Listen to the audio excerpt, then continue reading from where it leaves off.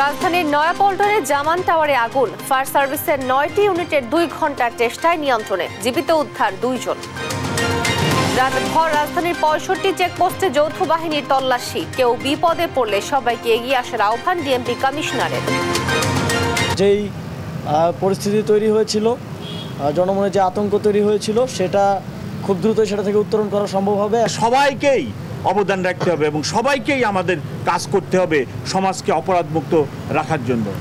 উপদেষ্টা পরিষদ থেকে নাহিদ ইসলামের পদত্যাগ, নেতৃত্ব দেবেন ছাত্রদের রাজনৈতিক দলে, দেশের প্রয়োজনেই বেছে নিলেন রাজপথ।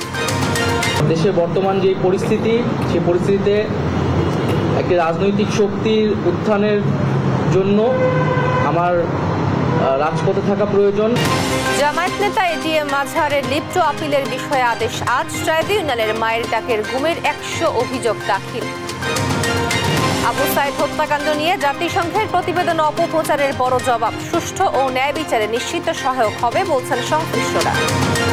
সাভারে কোনোভাবে বন্ধ হচ্ছে না অবৈধ ইট ভাটা, মাঝে মধ্যে অভিযান হলেও কয়েকদিনেই ফিরে যায় আগের রূপে, হুমকিতে পরিবেশ। এবং চ্যাম্পিয়ন্স ট্রফির বাঁচা মরার লড়াইয়ে নামছে আফগানিস্তান ও ইংল্যান্ড, লাহোরের গদ্দাফি স্টেডিয়ামে ৩টায় মুখোমুখি হবে দু দল। দেখছিলেন শিরোনাম সংবাদ সকালে, আপনাদের সঙ্গে আছি আমি তোয়া আফরোজ। এবার বিস্তারিত। রাজধানীর নয়াপল্টনে জামান টাওয়ারে লাগা আগুন, ফায়ার সার্ভিসের ৯টি ইউনিটের ২ ঘন্টার চেষ্টায় নিয়ন্ত্রণে এসেছে। বুধবার ভোর ৫:৩০টার দিকে অগ্নিকাণ্ডের খবর পায় ফায়ার সার্ভিস। এরপর আগুন নিয়ন্ত্রণে কাজ শুরু করে ফায়ার সার্ভিস। আগুন নেভাতে একে একে ঘটনাস্থলে পৌঁছায় ১৪টি ইউনিট। তবে ৯টি ইউনিট কাজ করে ২ ঘন্টার চেষ্টায় সকাল ৭:৩০টায় নিয়ন্ত্রণে আনতে সক্ষম হয়। তবে কিভাবে আগুনের সূত্রপাত সে সম্পর্কে এখনো কিছু জানা যায়নি। এছাড়া তাৎক্ষণিকভাবে হতাহত বা ক্ষয়ক্ষতি সম্পর্কে কিছুই জানা যায়নি। ভবনটি থেকে এখন পর্যন্ত ২ জন পুরুষকে জীবিত উদ্ধার করা হয়েছে।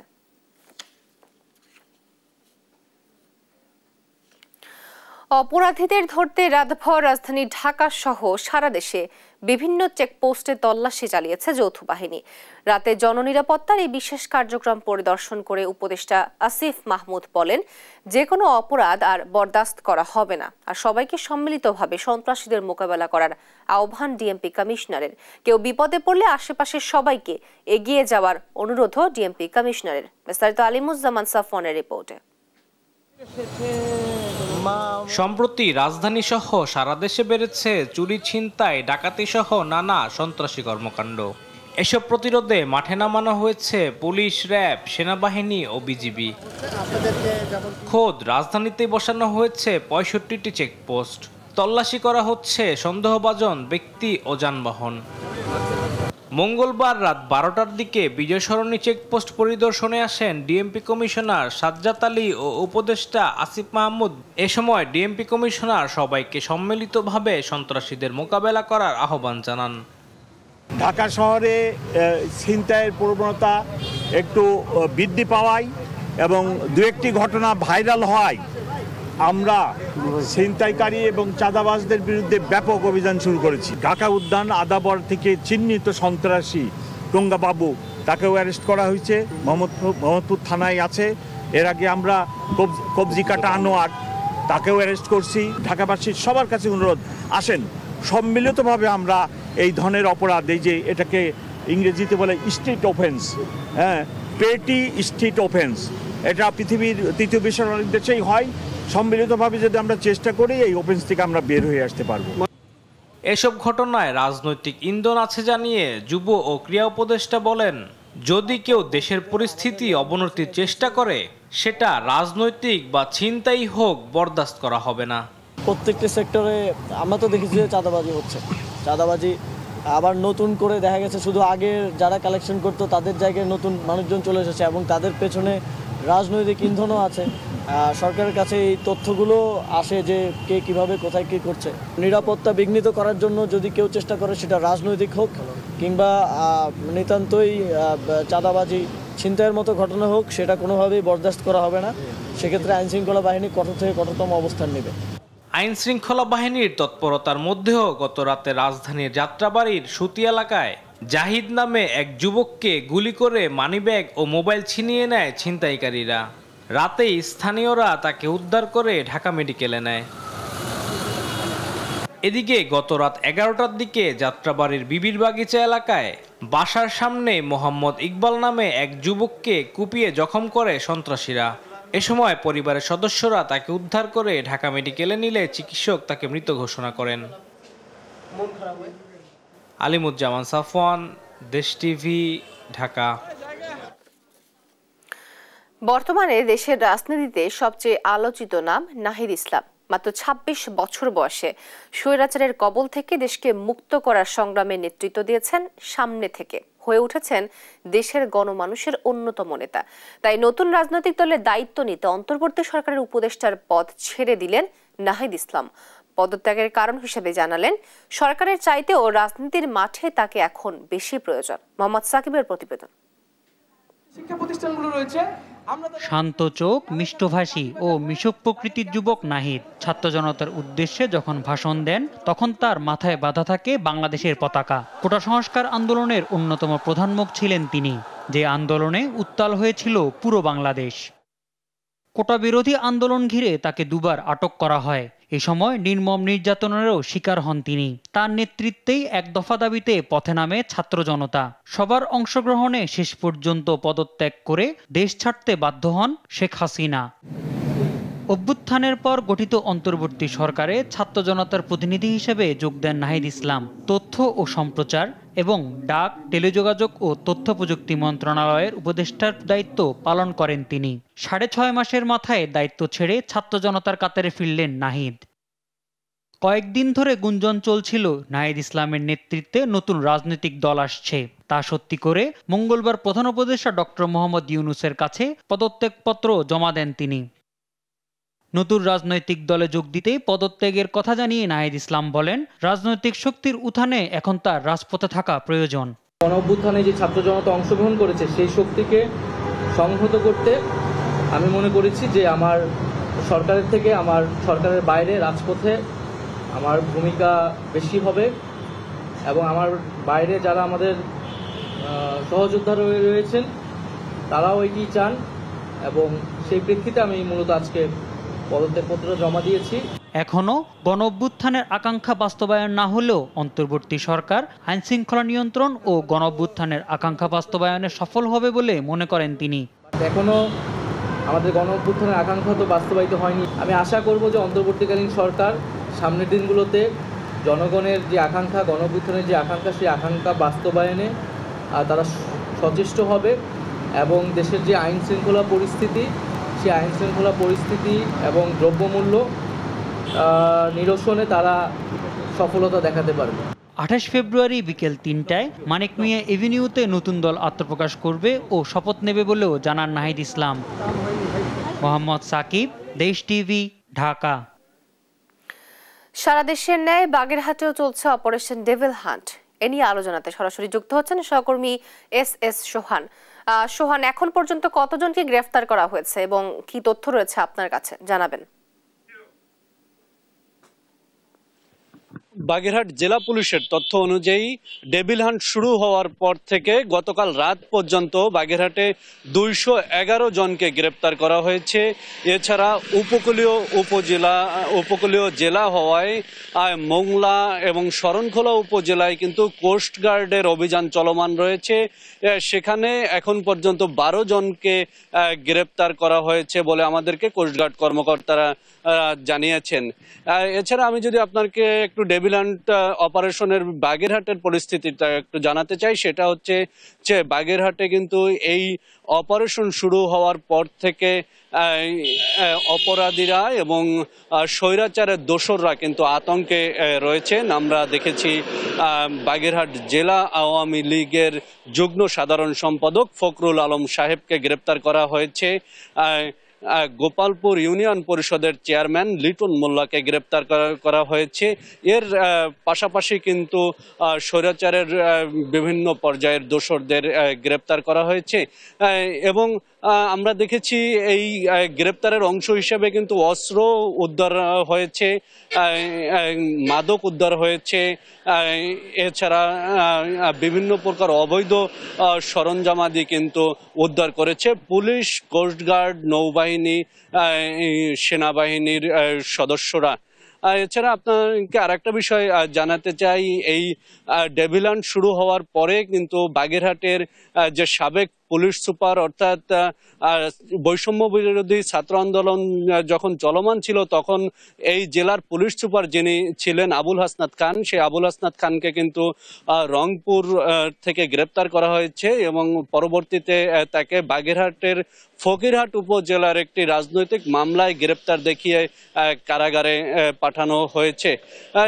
কারণ হচ্ছে এই যে বৈষম্য বিরোধী ছাত্র আন্দোলনের সময় পুলিশ সুপারের যে ভূমিকা ছিল সেই ভূমিকা কিন্তু খুবই নেতিবাচক ছিল, যার ফলে তার গ্রেপ্তারে কিন্তু বাগেরহাটবাসী স্বস্তি প্রকাশ করেছে।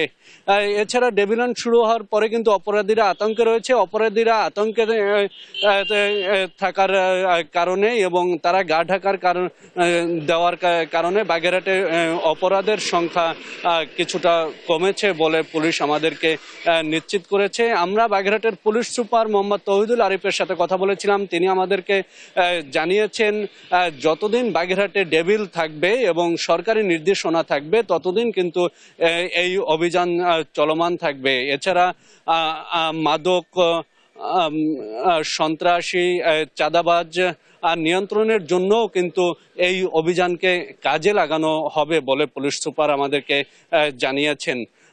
বাগেরহাটের পুলিশ সুপারের কার্যালয়ের সামনে থেকে এই ছিল আমার কাছে ডেভিল হান্টের সর্বশেষ খবর। আপনাকে ধন্যবাদ সোহান। সারা দেশের ন্যায় বাগেরহাটেও চলছে অপারেশন ডেভিল হান্ট। এ বিষয়ে বিস্তারিত জানাচ্ছিলেন আমাদের সহকর্মী। জামায়াত নেতা এটিএম আজহার লিভ টু আপিলের অনুমতি পাবেন কিনা আজ আদেশ দেবেন আপিল বিভাগ। মঙ্গলবার সকালে প্রধান বিচারপতি নেতৃত্বাধীন আপিল বিভাগ এ আদেশ দেন। শুনানিতে হাসিনার আমলে ৭১ মানবতা বিরোধী অপরাধের বিচার আন্তর্জাতিক মানদণ্ডে হয়েছে কিনা সে প্রশ্ন তোলেন আপিল বিভাগ। সাবিনা মজুমদারের রিপোর্ট। ২০১৪ সালে মানবতা বিরোধী অপরাধের দায়ে এটিএম আজহারকে মৃত্যুদণ্ডাদেশ দেয় আন্তর্জাতিক অপরাধ ট্রাইব্যুনাল। পরের বছর ১১৩ যুক্তিতে তার খালাস চেয়ে আবেদন করেন তিনি। ২০১৯ সালে মৃত্যুদণ্ড বহাল রাখে আপিল বিভাগ। সেই রায়ের রিভিউ আবেদন করা হয় আজ। মঙ্গলবার শুরু হয় রিভিউ শুনানি। শুরুতেই প্রশ্ন ওঠে মানবতা বিরোধী অপরাধের বিচারের মামলাগুলো নিয়ে। এ সময় আন্তর্জাতিক অপরাধ ট্রাইব্যুনালে শেখ হাসিনার আমলে ৭১ মানবতা বিরোধী অপরাধে বিচার আন্তর্জাতিক মানদণ্ডে হয়েছে কিনা প্রশ্ন তোলেন আপিল বিভাগ। আজহারের আইনজীবী বলেন বিচারটি ছিল উদ্দেশ্য প্রণোদিত। আলোচনা উঠেছে, সেখানে উঠেছে অতীতের সবগুলো রায়, এই যে একটি ফাইন্ডিং তারা দিল এবং এই মানুষগুলোকে মৃত্যুদণ্ড দিয়ে এক্সিকিউট করা হলো। আজকে যদি সেই সব রায়গুলো এই পয়েন্টে রিভিউ হয় তাহলে আন্তর্জাতিক আইনের অ্যাপ্লাই না করার কারণে যে অবিচার হয়েছে সেটা নতুন করে আবার প্রমাণিত হবে। পরে আজহারের রিভিউ শুনানি বুধবার পর্যন্ত মুলতবি করা হয়। তবে এর আগে নতুন করে লিভ টু আপিলের অনুমতি পাবেন কিনা সে বিষয়ে সিদ্ধান্ত হবে। এই গ্রাউন্ডে লিভ হবে কি হবে না এই মর্মে আগামীকালকে সকালে শুনানি হবে এবং শুনানি অন্তে আদালত পরবর্তী আদেশ প্রদান করবেন। জামায়াতের সেক্রেটারি জানান তারা অবিচারের বিরুদ্ধে ন্যায় বিচার প্রত্যাশা করছেন। আইনের প্রতি, আদালতের প্রতি সবসময় শ্রদ্ধাশীল, আমরা ন্যায় বিচারের প্রত্যাশী। আর এটা যেহেতু একটা সাবজুডিস ম্যাটার, আমাদের সিনিয়র লয়ার লিগ্যাল বিষয়গুলো খুব পরিষ্কার করে গণমাধ্যমের সামনে ব্যক্ত করেছেন। আমরা ন্যায় বিচারের জন্য অপেক্ষা করছি। শুনানি ঘিরে দলটির নেতাকর্মীদের দৃষ্টি ছিল সর্বোচ্চ আদালতের দিকে। তাকে মুক্ত করতে এরই মধ্যে বিভিন্ন কর্মসূচিও পালন করেছেন জামায়াতে ইসলামী। সাবরিনা মজুমদার, দেশ টিভি, ঢাকা।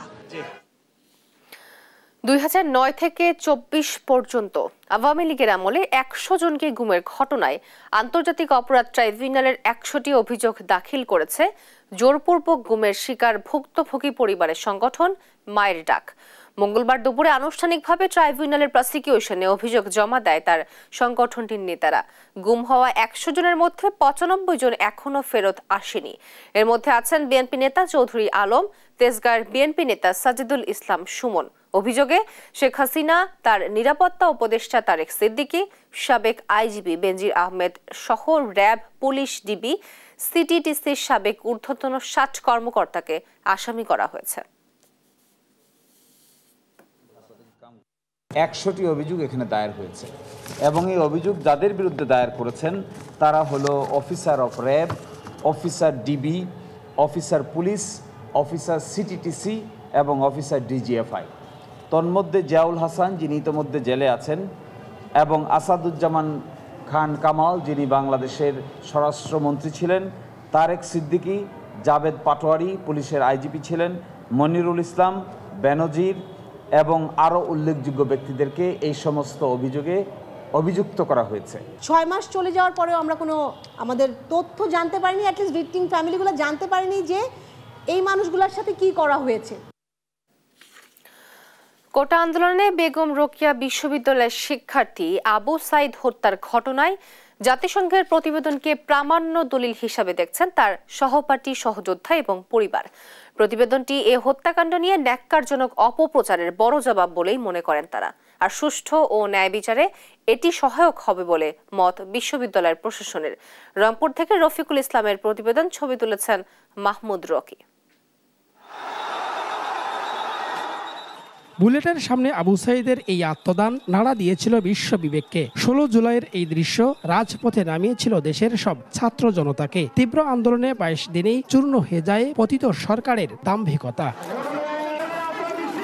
সম্প্রতি জাতিসংঘের ডিজিটাল ফরেন্সিকে আবু সাইদ হত্যাকাণ্ডে পুলিশের সরাসরি জড়িত থাকার বিষয়টি উঠে এসেছে। রিপোর্ট বলছে 14-15 মিটার দূরে বাঁশের লাঠি হাতে দাঁড়িয়ে থাকা আবু সাইদ পুলিশের জন্য হুমকি ছিল না। আবু সাইদের হৃৎপিণ্ড, ফুসফুস, তলপেট সহ বুকের ডান পাশে 40 এবং বাঁ পাশে 50টি মেটাল প্যালেটের আঘাত ছিল। শটগান দিয়ে অন্তত 2 বার গুলি করা হয়েছিল তাকে।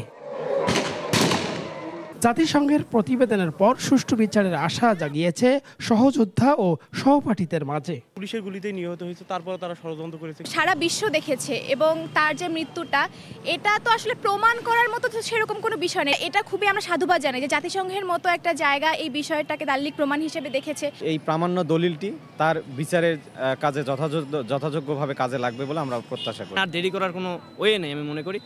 আমি আহ্বান জানাবো দ্রুততার সহিত আমাদের এই আবু সাইদ হত্যা মামলা বিচারটা কার্য সম্পন্ন করা। অপরাধীদের দ্রুত বিচারের আওতায় আনার দাবি আবু সাইদের বাবা ও মায়েরও। আমার ছেলেকে গুলি করে হত্যা করলো, তাদের যেন সরকারের কাছে এই দাবি আমার কঠিন বিচার হয়, সকল আসামিকে যেন আইনের আওতায় আনে তাদের কেন উপযুক্ত শাস্তি দেয়। জাতীয় সংঘের কাছে আমার ছেলের বিচার চাই। এদিকে আবু সাইদ হত্যা মামলা দ্রুত নিষ্পত্তি না হওয়ায় উদ্বেগ প্রকাশ করেছেন তারই বিশ্ববিদ্যালয়ের উপাচার্য। প্রতিবেদনে ধরা পড়ে গেছে, তাদের পরীক্ষায় ধরা পড়ে গেছে যে সরাসরি পুলিশ গুলি করে যে মারছে। আবু সাইদের হত্যাকারীদের অতি শীঘ্রই যে মামলাটা এখনো নিষ্পত্তি হচ্ছে না, এখনো কোনো আসামি ধরা পড়তেছে না, সেটা শিক্ষার্থী, জনসাধারণ, বাংলাদেশ সবাই তাকিয়ে আছে। আবু সাইদ হত্যাকাণ্ড নিয়ে 3টি আলাদা মামলা হয়েছে, 3টিরই কার্যক্রম চলমান। রফিকুল ইসলাম, দেশ টিভি, রংপুর। খুলনা প্রকৌশল ও প্রযুক্তি বিশ্ববিদ্যালয়ের শিক্ষার্থীদের নিরাপত্তার স্বার্থে বিশ্ববিদ্যালয়ের সব আবাসিক হল পরবর্তী নির্দেশ না দেওয়া পর্যন্ত বন্ধ ঘোষণা করেছে প্রশাসন। মঙ্গলবার সিন্ডিকেটের জরুরি সভায় সিদ্ধান্ত হয়। একই সঙ্গে শিক্ষার্থীদের বুধবার সকাল 10টার মধ্যে আবাসিক হল ত্যাগের নির্দেশ দেওয়া হয়েছে। কুয়েটের রেজিস্ট্রার প্রকৌশলী মোহাম্মদ আনিসুর রহমান ভুইয়া স্বাক্ষরিত অফিস আদেশে তথ্য জানানো হয়। 18 ফেব্রুয়ারি কুয়েট ক্যাম্পাসে ছাত্রদলের সদস্য সংগ্রহ ফর্ম বিতরণকে কেন্দ্র করে শিক্ষার্থীদের 2 গ্রুপের সংঘর্ষের প্রতিবাদে ভিসি, প্রভিসি সহ 3 কর্মকর্তার পদত্যাগ সহ 6 দফা দাবিতে আন্দোলনে নামে শিক্ষার্থীরা।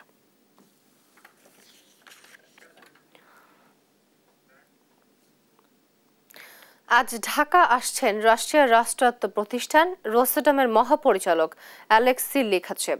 ঢাকায় রাশিয়ান হাউসের 50 বছর পূর্তি অনুষ্ঠানে এই তথ্য জানান অন্তর্বর্তী সরকারের পররাষ্ট্র উপদেষ্টা তৌহিদ হোসেন। সফরকালের প্রধান উপদেষ্টা ডক্টর মোহাম্মদ ইউনূসের সঙ্গে সাক্ষাৎ করবেন রোসাটম মহাপরিচালক। জ্বালানি উপদেষ্টা ফজল কবির খানের সঙ্গেও বৈঠক করবেন তিনি। বৃহস্পতিবার অ্যালেক্সি লিখাচেভের রূপপুর পারমাণবিক বিদ্যুৎ কেন্দ্র সরজমিনে পরিদর্শন করার কথা রয়েছে। সবশেষ 2020 সালের জুলাইয়ে বাংলাদেশ সফর করেছিলেন রোসাটম মহাপরিচালক। Together to address regional and global challenges and ensure that the bonds between Bangladesh and Russia remain as strong as ever. May the Russian House in Dhaka continue to inspire and foster a deeper connection between our two peoples for many more years to come. Long live Bangladesh Russia friendship. I thank you all. সাভারে কোনোভাবেই বন্ধ হচ্ছে না অবৈধ ইট ভাটা।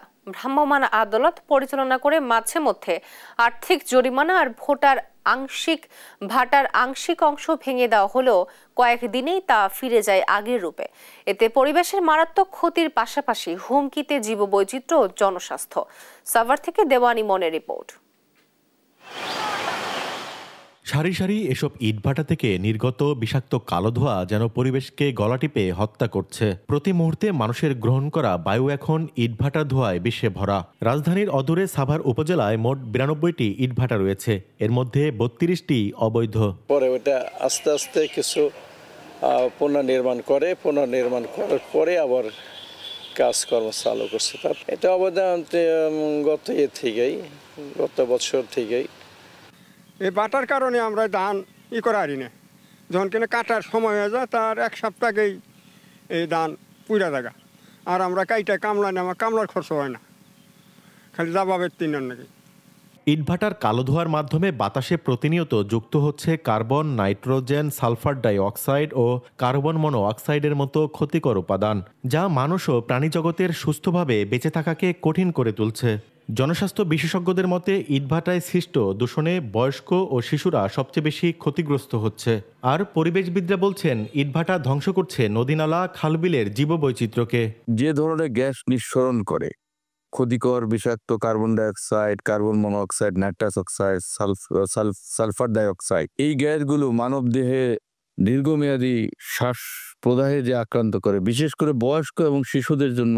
আমাদের উদ্ভিদকুল যেটা আছে সেই উদ্ভিদকুলের যে প্রোডাক্টিভিটি, তার যে উৎপাদন ক্ষমতা, পরাগায়নের ক্ষেত্রে যে ইনসেক্টগুলি এর আশেপাশে বসবাস করার কথা ছিল, তারা কিন্তু এই বায়ু দূষণের কারণে বসতে পারে না বা থাকতে পারে না। ইট প্রস্তুত ও ভাটা স্থাপন নিয়ন্ত্রণ আইনে স্পষ্ট 2013-তে নিষেধ থাকা সত্ত্বেও বেশিরভাগ ভাটাই স্থাপন করা হয়েছে মানুষের বসতি, নদীর তীর ও কৃষি জমির মাঝে।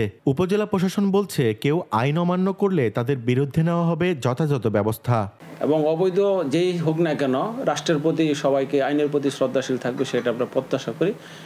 এর পরিপ্রেক্ষিতে যদি কেউ অডাসিটি দেখায় আইনকে অমান্য করার জন্য, এরকম যদি কেউ উদ্ধত্তপূর্ণ আচরণ দেখায়, তাকে আমরা আইনের আওতায় নিয়ে আসব। দেশে পরিবেশ দূষণ রোধে যে আইন করা হয়েছে তার যথাযথ বাস্তবায়নের দাবি বিশেষজ্ঞদের। দেওয়ানি মন, দেশ টিভি, সাভার। বাগেরহাট জেলা প্রশাসকের কার্যালয়ের 2টি পুরাতন ভবন ভাঙা টেন্ডারে অনিয়মের অভিযোগ উঠেছে। মাত্র 38 লাখ টাকায় কোটি টাকা মূল্যের ভবনটি পেয়েছেন খুলনা মহানগর যুবলীগ নেতা শেখ শাহজালাল সুজনের প্রতিষ্ঠান এসকে ট্রেডার্স। ভবন দুটি অন্তত কোটি টাকায় বিক্রি হওয়া উচিত বলে মনে করেন সংশ্লিষ্টরা। এসকে ট্রেডার্সের কার্যাদেশ বাতিল করে পুনরায় নিলামের দাবি জানিয়েছে ঠিকাদার ও সচেতন মহল। সহকর্মী এস সোহানের পাঠানো তথ্য ছবিতে অঙ্কন চৌধুরী রিপোর্ট। 2024 সালের 6 মার্চ বাগেরহাট জেলা প্রশাসক কার্যালয়ের ব্লক 1 ও ব্লক 2 ভবন দুটি ভাঙনের জন্য নিলামের আহ্বান করা হয়। 150 জন ঠিকাদার শিডিউল কিনলেও মাত্র 10 জন নিলামে অংশ নেয়। অভিযোগ, 140 জন ঠিকাদারকে অংশগ্রহণ করতে বাধা দেওয়া হয়, আর কয়েকজন ঠিকাদারকে ভয় দেখানো হয় বা অতিরিক্ত শিডিউল মূল্য নেওয়া হয়। এদিকে এসকে ট্রেডার্সকে 38,01,000 টাকায় কার্যাদেশ দেওয়া হয়, যা স্থানীয় যুবলীগ নেতা নাসির উদ্দিন ও হুমায়ুন কবিরের প্রভাবের কারণে হয়েছে বলে দাবি করছেন সংশ্লিষ্টরা। 150টি শিডিউল বিক্রি হয়, পক্ষান্তরে শিডিউল জমা হয়নি এবং এই শিডিউল জোরপূর্বক নেওয়া হয়েছে এবং সেখানে সরকারের বহু টাকা রাজস্ব থেকে বঞ্চিত হয়েছে। প্রায় 150 জন শিডিউল কিনেছিলাম, আমি সহ খুলনা আরও অন্যান্য এলাকার লোকজন শিডিউল কিনেছিলাম। তো আমাদেরকে ঢুকতে দেয়নি, কারো শিডিউল ফেলতে দেয়নি, কারো শিডিউল কেড়ে নিয়েছে, কারো শিডিউল ছিঁড়ে ফেলেছে। দুর্নীতির কারণে কার্যাদেশ বাতিল করে পুনরায় দরপত্র আহ্বানের পরামর্শ দিয়েছেন সুশীল সমাজের প্রতিনিধিরা। আমরা আশা করব যে এটা পরিবর্তিত, সব কিছু যেমন পরিবর্তন হবে এই জিনিসটাও ন্যায্য দামে বিক্রি হবে, যাতে সরকার তার ন্যায্য রাজস্বটা পায়, আমরা এটা আশা করব। তবে গণপূর্ত বিভাগের দাবি, রেড শিডিউল থেকে বেশি দামে ভবন দুটি নিলামে বিক্রি করা হয়েছে, এতে কোনো অনিয়ম হয়নি। শর্ত অনুযায়ী সর্বোচ্চ দরদাতাকে আমরা সুপারিশ করা হয় নোয়া দেওয়ার জন্য বা ওয়ার করা দেওয়ার জন্য, এবং সেটাই করা হয়েছে। বাগেরহাট শহরের খারদারে 1990-এর দশকে নির্মিত ভবনটির আয়তন ও নির্মাণ ব্যয় জানতে পারেনি গণপূর্ত বিভাগ। নিউজ ডেস্ক, দেশ টিভি।